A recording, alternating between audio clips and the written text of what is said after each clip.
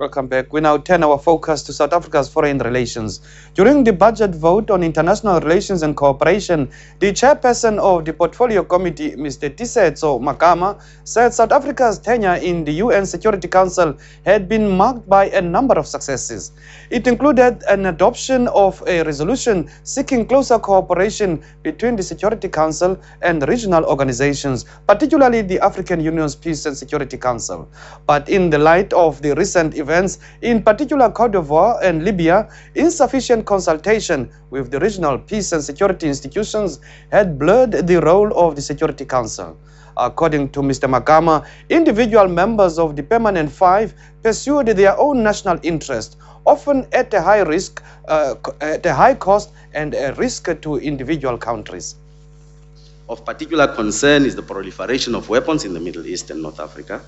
Some members of the P5, in cooperation with some rich countries in the Middle East, injected huge amounts of arms and money into that region, either directly or indirectly through their proxies,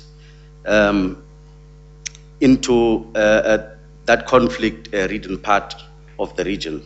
Once the proverbial dust has settled and these powers have achieved their military goals, it is left to the locals with the support of their regional bodies to clean up the mess afterwards. By this time, the warmongers have found another target for pacification. In this regard, South Africa's principled belief in the peaceful resolution of conflicts is commendable and will continue to serve to receive our unqualified support. Mr. Makama was also concerned about the continuing conflict between North Sudan and its newly created southern neighbor. I want to repeat the call that South Africa and the AU must continue to remain engaged in the process in search for a long-term sustainable solution to the outstanding issues of the CPA and call on the governments of both the North and the South to return to the negotiating table. Honorable members, the plight of the Sahrawi people in Western Sahara runs the risk of being swept off the radar of the international community. South Africa's proposal in the Security Council for the establishment of a human rights mechanism meant to monitor and report on alleged human rights abuses perpetrated against the Sahrawi people in Western Sahara, it is correct and should have received support in the Security Council.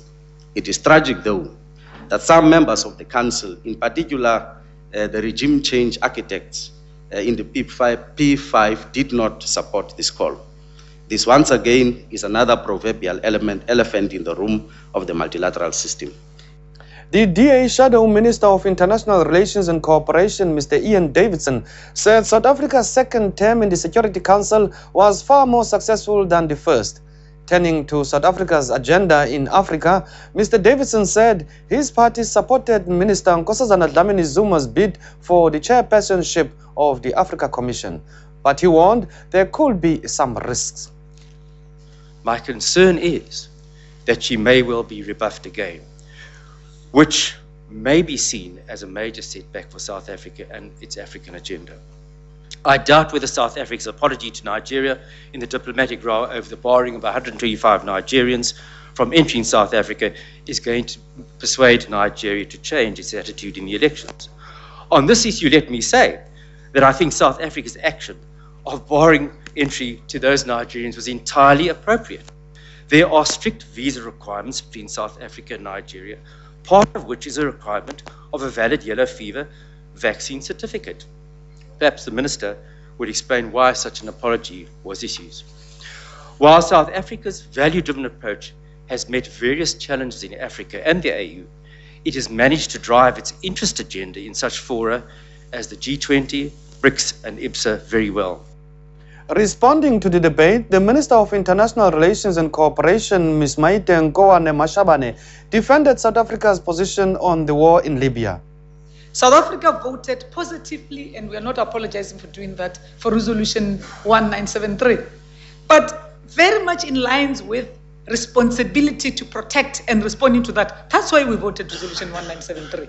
But there's no responsibility to protect that replaces bombs from Libya to Libyans by bombs from NATO. That we've never agreed to, and we've never apologized to. And I know of one head of state that has gone back into Libya at the height of the war, during the bombardment, to say, let this stop because it's going to destabilize our continent. So that is a fact. of history that we will continue to defend and actually continue to say, championing all the core values that we have alluded to, that we will stick to that. And that's where we have to leave it. Our time is up. Join us again tomorrow morning for another edition of A View from the House. Enjoy the rest of your day, and until then, goodbye.